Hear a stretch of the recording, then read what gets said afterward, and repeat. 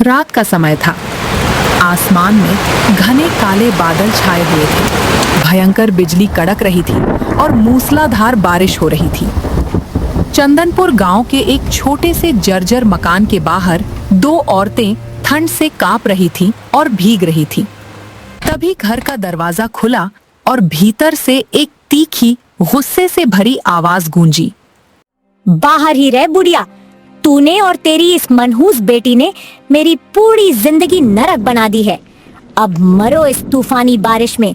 आज तुम दोनों घर के अंदर पैर भी मत रखना। यह मंगला थी, जो घर की इकलौती बहू थी। इस घर की असली मालकिन कभी पार्वती काकी हुआ करती थी, लेकिन बेटे की अचानक मौत के बाद घर पर बहू मंगला का क्रूर राज चलने लगा। पार्वती काकी की एक मासूम बेटी थी लाली। लाली दिन भर जंगल से भारी लकड़ियां चुनकर लाती थी और बूढ़ी पार्वती काकी घर का सारा काम करती थी। लेकिन आज लाली को बहुत तेज बुखार था, जिसकी वजह से वह जंगल नहीं जा पाई थी और यही उसकी सबसे बड़ी गलती बन गई। माँ, मुझसे आज उठा ही नहीं गया। मैं आज जंगल नहीं जा पाई। मेरी वजह से भाभी ने तुम्हें भी इस भयानक तूफान में बाहर निकाल दिया। माँ, मुझे माफ कर दो। कैसी बातें कर रही है मेरी बच्ची? तुझे इतना तेज बुखार है और उस निर्दयी ने तुझे घर से बाहर कर दिया। मैं कैसी अभागी माँ हूँ, जो अपनी बुखार से तड़पती बेटी को एक छत भी नहीं दे पा रही। अगर आज मेरा बेटा जिंदा होता तो मंगला की ये मजाल कभी नहीं होती। माँ, तुम बिल्कुल ठीक कह रही हो। भैया होते तो भाभी को हमारे साथ ये जुल्म कभी नहीं करने देते। माँ, जब भाभी हमसे इतनी नफरत करती है तो हम इस नरक में क्यों रहते हैं? हम कहीं दूर चले चलते हैं ना। इस घर का सारा काम तुम करती हो, बाहर का मैं संभालती हूँ। बस सिर छुपाने के लिए छत ही तो नहीं होगी ना, वो भी हम मेहनत करके एक दिन बना ही लेंगे। कम से कम रोज रोज भाभी के ये खंजर जैसे ताने तो नहीं सुनने पड़ेंगे। बेटा, तू और मैं निकल तो चलेंगे, पर मंगला का क्या होगा? वो गुस्से की तेज है, पर आखिर हमारे घर की बहू है। मेरा बेटा तो पहले ही हमें छोड़ गया। अब अगर हम भी उसे अकेला छोड़ देंगे तो वो इस दुनिया में कैसे जिएगी? पार्वती काकी का सीधा और ममतामयी दिल मंगला को अकेला छोड़ने को तैयार नहीं था। पूरी रात दोनों माँ बेटी उस खौफनाक बारिश में भीगती रहीं और लाली का शरीर बुखार से अंगारे की तरह तपने लगा। उसी गांव की एक बड़ी और आलीशान हवेली में, जहां सुख सुविधाओं की कोई कमी नहीं थी, वहां एक अलग ही सन्नाटा पसरा था। जमींदार रामजी लाल अपनी पत्नी राधा को उदास देखकर उसके पास आए। आज पूरा 1 साल बीत गया जी।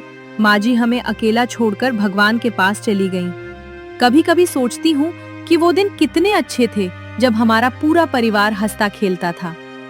माँ जी के जाने के बाद ऐसा लगता है जैसे सिर से सुरक्षा का साया ही उठ गया हो। राधा, मन छोटा मत करो। माँ जहां भी होंगी, तुम्हारी इस हालत को देखकर उन्हें दुख होगा। कभी कभी तो मुझे लगता है कि माँ ने तुम्हें अपनी सगी बेटी से भी ज्यादा प्यार दिया। सासू माँ भी तो माँ का ही रूप होती हैं जी। लेकिन मुझे चिंता उस बेसहारा पार्वती काकी और उसकी बेटी लाली की है। बेचारी लाली मर्दों की तरह दिन रात जंगलों में सूखी लकड़ियां चुगती है, तब जाकर उनके घर का चूल्हा जलता है। और उनकी वो जालिम बहू मंगला उन दोनों का जीना दूभर किए हुए है। तो फिर देर किस बात की है राधा? तुम उन दोनों माँ बेटी को आदर सहित हमारी हवेली ले आओ। हमारे सूने घर में फिर से एक माँ की ममता गूंजेगी और तुम्हें एक छोटी बहन का प्यार मिल जाएगा। ऊपर वाले का दिया हमारे पास सब कुछ है, किसी चीज की कमी नहीं है। बात तो आपकी 100% सही है जी, लेकिन पार्वती काकी बहुत स्वाभिमानी है। वो अपनी उस कामचोर बहू मंगला को अकेले भूखा मरने के लिए कभी नहीं छोड़ेंगी, भले ही मंगला उन पर कितने भी जुल्म क्यों न ढाए। रात का खौफनाक तूफान थमा और सुबह का सूरज निकला। मंगला ने घर का दरवाजा जोर से पटका और बाहर आई। उठ है नौटंकीबाज, सुबह हो गई है। चल जल्दी भाग जंगल की तरफ, या किसी के खेतों से भीख मांगकर सब्जियां लेकर आ। याद रखना, हाथ में कुछ ढंग का सामान होना चाहिए, नहीं तो आज की रात भी इसी कीचड़ में कटेगी, समझी? बहू मेरी बच्ची पूरी रात बुखार में तड़पी है। एक पल के लिए उसकी आंख नहीं लगी। उसे अंदर आने दे, थोड़ा आराम करेगी तो बुखार उतर जाएगा। मंगला, आज लाली की जगह मैं जंगल चली जाती हूँ लकड़ी काटने। हाँ हाँ बुढ़िया, तू जंगल जाएगी तो लकड़ियाँ कम और अपनी हड्डियाँ ज्यादा तुड़वा के आएगी। तेरे लिए घर के अंदर बर्तनों का पहाड़ खड़ा है। झाड़ू पोछा कर और जल्दी से खाना बना, भूख से मेरी जान निकली जा रही है। पार्वती काकी की चीखें मंगला के बहरे कानों तक नहीं पहुंची। उसने जलते बुखार में लाली को जंगल की ओर धकेल दिया। दूसरी तरफ चंदनपुर गांव के मुखिया अपनी पंचायत सभा में बैठे न्याय कर रहे थे। तभी अचानक पंचायत के भारी दरवाजे अपने आप खुल गए और गांव की एक डरावनी रहस्यमयी बूढ़ी तांत्रिका घमंडी दाई ने भीतर प्रवेश किया। उसकी आंखों में एक अजीब सा गुस्सा था। सावधान मुखिया, आज से ठीक 11वें दिन जब आसमान में पूर्णिमा का पूरा चांद चमकेगा, तेरी मौत हो जाएगी। और सुन, तबाही का वो मंजर आज रात से ही तेरी इस आलीशान हवेली से शुरू होने जा रहा है। पूरी पंचायत में सन्नाटा छा गया। मुखिया का दिल एक पल के लिए बैठ गया, लेकिन अपने घमंड को संभालते हुए वह कुर्सी से खड़ा हुआ। कौन है तू ढोंगी बुढ़िया, और तेरी ये मजाल कि तू हमारी मौत की भविष्यवाणी करे? हम पूरी तरह तंदुरुस्त हैं, इस पूरे गांव के सबसे शक्तिशाली व्यक्ति हैं। तेरी शक्ति इस ब्रह्मांड की काली शक्तियों के सामने कुछ भी नहीं है मुखिया। मैंने अपनी गुप्त विद्या से देख लिया है, विनाश का एक बहुत बड़ा पहाड़ तेरे सिर पर टूटने वाला है। कैसा विनाश? साफ साफ बता, वरना इसी वक्त तुझे हवालात में डाल दिया जाएगा। वो तो समय ही बताएगा मुखिया, पर इतना याद रखना, आज की रात के बाद तेरे जीवन में सिर्फ और सिर्फ अंधेरा होगा। घमंडी दाई जैसे ही मुड़कर जाने लगी, मुखिया ने गुस्से में आकर उसका रास्ता रोक लिया। रुक, तू खुद को तांत्रिका कहती है ना? हमें तेरी इन मनगढ़ंत कहानियों पर रत्ती भर भी विश्वास नहीं है। तू सिर्फ गांव वालों को डराकर पैसे ऐंठना चाहती है।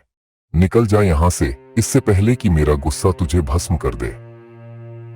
तूने मेरी विद्या का अपमान किया है मुखिया। इसकी कीमत तुझे अपनी सबसे प्यारी चीज देकर चुकानी होगी। हम तेरी इन धमकियों से डरने वाले नहीं हैं।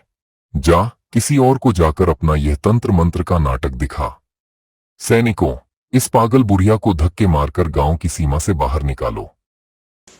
जैसे ही लोग आगे बढ़े, घमंडी दाई ने एक भयानक चीख मारी और अजीब ढंग से हंसने लगी।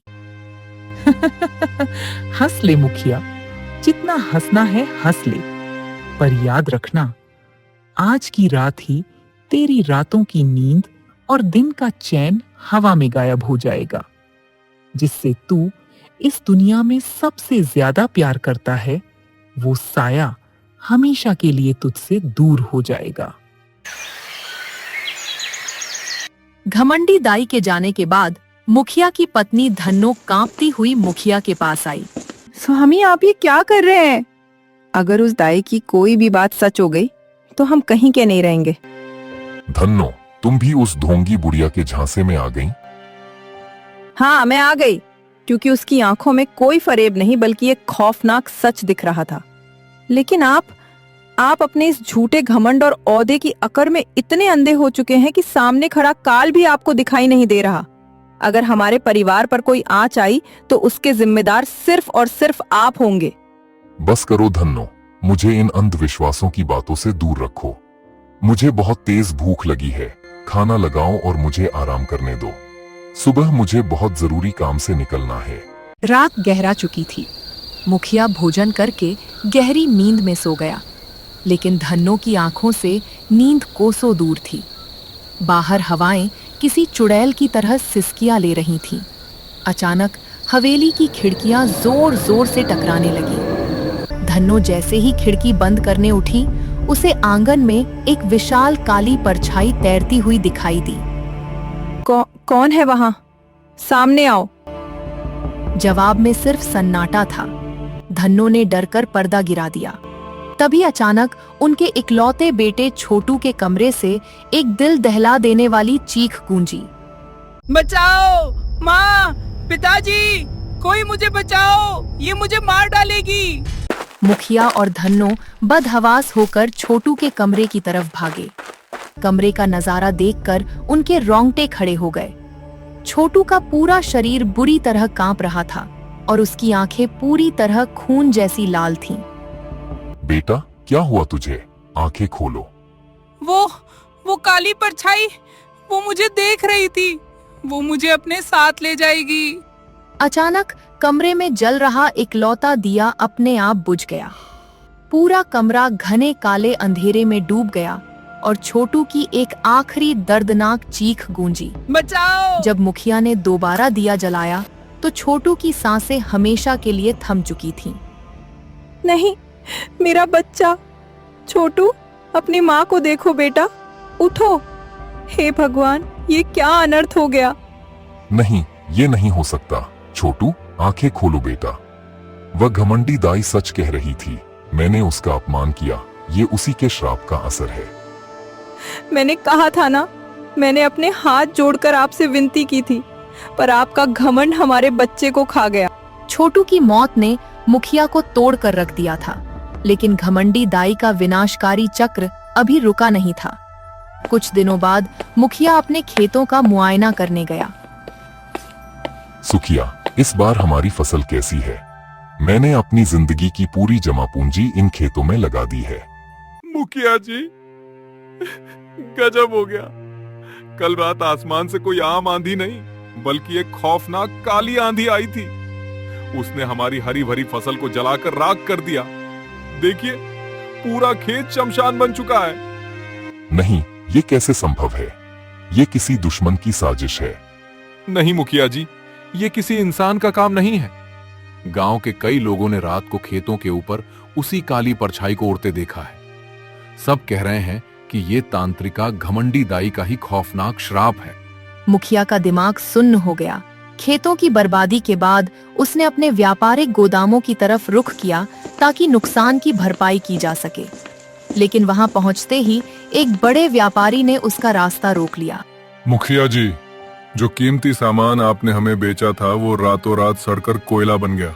हमारा लाखों का नुकसान हो गया है। पर मैंने खुद एक एक सामान की कड़ाई से जांच की थी। वो खराब कैसे हो सकता है?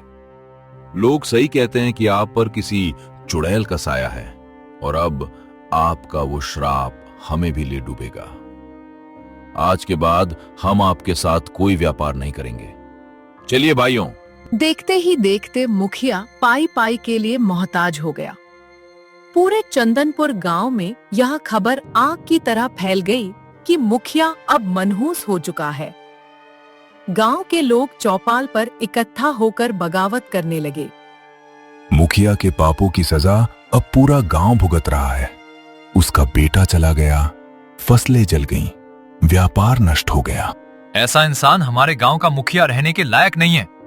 हमारी भलाई इसी में है कि इससे मुखिया का पद छीन लिया जाए। गांव वालों ने मिलकर मुखिया को उसके पद से बेदखल कर दिया। अब मुखिया के पास न दौलत बची थी, न ओहदा और न ही उसका बेटा। अब इस तबाही को रोकने का सिर्फ एक ही रास्ता है। मुझे अपने घमंड को मारकर उस घमंडी दाई के पैरों में गिरना होगा। चाहे जो हो जाए, मैं उसके पास जाऊंगा। मुखिया कांपते कदमों से जंगल के बीचों बीच बनी घमंडी दाई की खौफनाक कुटिया में पहुंचा। दाई वहां पहले से ही उसका इंतजार कर रही थी। तो आखिरकार चंदनपुर गांव का अभिमानी मुखिया मेरी चौखट पर आ ही गया। हाँ दाई, मैं हार गया। मेरा घमंड चूर चूर हो गया। मेरा बेटा चला गया, मेरी धन दौलत नष्ट हो गई, मेरा पद भी छिन गया। मुझे क्षमा कर दो दाई। मुझे इस भयानक श्राप से मुक्त कर दो। माफी मुझसे नहीं, अपनी तकदीर से मांग मुखिया। तूने मेरी चेतावनी को कौड़ियों के भाव समझा था, अब भुगत। तुम जो कहोगी मैं वो करने को तैयार हूँ। बस मेरे बेटे की भटकती आत्मा को मुक्ति दिला दो और मेरे घर को बचा लो। मूर्ख मुखिया, मेरी चाल में पूरी तरह फंस चुका है। ठीक है, तेरी तड़प देखकर मुझे तुझ पर दया आ रही है। तुझे मेरे लिए एक विशेष सूती वस्त्र और तांत्रिक पूजा की गुप्त सामग्री लानी होगी। तभी मैं अपनी शक्तियों से तेरे बेटे की आत्मा को शांत कर पाऊंगी। मैं अभी जाकर सब कुछ लेकर आता हूँ, तुम बस पूजा की तैयारी करो। मुखिया जैसे ही वहां से भागा, घमंडी दाई ने एक जोरदार सीटी बजाई। कुटिया के गुप्त कोनों से उसके गुंडे और चेले बाहर निकल आए। वाह उस्ताद, क्या चाल चली है आपने। मुखिया तो आपके पैरों का दास बन गया। इस पूरी दुनिया पर सिर्फ दो ही चीजें राज करती हैं, एक लालच और दूसरा डर। मैंने मुखिया के दिमाग में मौत का ऐसा डर पैदा कर दिया है कि अब वो अपनी परछाई से भी कांपेगा। अब ये पूरा गांव मेरी उंगलियों पर नाचेगा। कुछ ही देर में मुखिया सारा सामान लेकर वापस आया। दाई ने घोंग का नाटक शुरू किया। उसने आंखें बंद की, अजीब अजीब आवाजें निकाली और जोर जोर से सिर हिलाने लगी। आज मुखिया का भोग स्वीकार कर और इसके बेटे को मुक्त कर। पूजा खत्म होने का नाटक करके दाई ने आंखें खोली। काम हो गया मुखिया, अब तेरा बेटा स्वर्ग में चैन से सोएगा। धन्यवाद दाई, तुमने मुझ पर बहुत बड़ा उपकार किया है। यह लो तुम्हारी दक्षिणा। मुखिया के जाते ही दाई ने पैसों की थैली को चूमा और अपने चेलों की तरफ देखा। अब इस गांव का सबसे अमीर आदमी तो कंगाल हो गया। अब बारी है हमारे अगले शिकार की। वो जो पार्वती की बहू है ना, मंगला, बहुत घमंडी और लालची है। अब हम उसकी कमजोरी का फायदा उठाकर उस पूरे घर को बर्बाद करेंगे। घमंडी दाई भेष बदलकर पार्वती काकी के घर के आंगन में पहुंची, जहां मंगला अकेली बैठी थी। अरे मंगला बिटिया, इतनी सुंदर और भाग्यशाली होकर भी तू इस मामूली घर में सड़ रही है। क्या सब ठीक है? आप कौन हैं और आपको मेरा नाम कैसे पता? मैं भूत, वर्तमान और भविष्य को अपनी मुट्ठी में रखती हूँ। मुझे दिख रहा है कि तेरे भाग्य में महारानी बनना लिखा है, लेकिन इस घर की दरिद्रता ने तेरे भाग्य को बांध रखा है। अगर तू चाहे तो मैं एक ऐसी गुप्त पूजा कर सकती हूँ जिससे ये पूरा गांव तेरे कदमों में होगा। पूरा गांव मेरे कदमों में? पर ये कैसे हो सकता है दाई? तू बस मुझ पर भरोसा रख। मैं तुझे एक ऐसा मोहिनी मंत्र दूंगी कि कोई भी तुम्हारी बात नहीं टाल पाएगा। लेकिन इसके लिए तुझे अपने सारे सोने के जेवर लेकर आज आधी रात को शमशान के पास वाली कुटिया में आना होगा। लेकिन दाई, इतने सारे जेवर? अरे बिटिया, जब तू अमीर बनेगी तो ऐसे सोने के जेवर तेरे आगे पीछे लोग लेकर घूमेंगे। वैसे भी इस दुनिया में तेरा कोई नहीं है। तेरे माता पिता बहुत पहले ही भगवान के पास चले गए थे ना? आपको ये भी पता है? ठीक है दाई, आप जैसा कहेंगी मैं वैसा ही करूंगी। मैं आज रात अपने सारे जेवर लेकर आ जाऊंगी। मंगला घर के अंदर गई और पागलों की तरह अलमारी से अपने सारे सोने के गहने पोटली में बांधने लगी। तभी जंगल से सूखी लकड़ियां लेकर लाली वहां पहुंची और मंगला को देखकर दंग रह गई। भाभी, ये आप क्या कर रही हैं? घर के सारे गहने इस पोटली में क्यों बांध रही हैं? क्या कोई मुसीबत आई है? हट सामने से छोकरी, तू नहीं समझेगी। दाई ने मुझे अमीर बनने का रास्ता बताया है। इस पूजा के बाद मेरी सारी तकलीफें खत्म हो जाएंगी। भाभी, होश में आइए। वो दाई कोई तांत्रिका नहीं, बल्कि एक नंबर की ठग है। उसने मुखिया का घर बर्बाद कर दिया और अब वो आपको लूटने आई है। चुप कर मनहूस, अब मैं वो करूंगी जो इस गांव में किसी ने नहीं किया। जो मेरा है वो आज रात दाई का हो जाएगा और बदले में मुझे राजपाट मिलेगा। पार्वती काकी कमरे के दरवाजे पर खड़ी होकर यह सब देख रही थी। उसकी आंखों में आंसू थे, लेकिन तभी उसे अपनी जमींदार की पत्नी राधा की कही बातें याद आईं कि सच्चाई कभी हारती नहीं है। पार्वती काकी ने अपने आंसू पोंछे और उसकी आंखों में एक दृढ़ निश्चय आ गया। अब बहुत हुआ मंगला, भले ही हमारे साथ जानवरों जैसा सुलूक करती हो, लेकिन वो हमारे घर की बहू है। मैं उस ढोंगी बुढ़िया को अपने परिवार का विनाश नहीं करने दूंगी।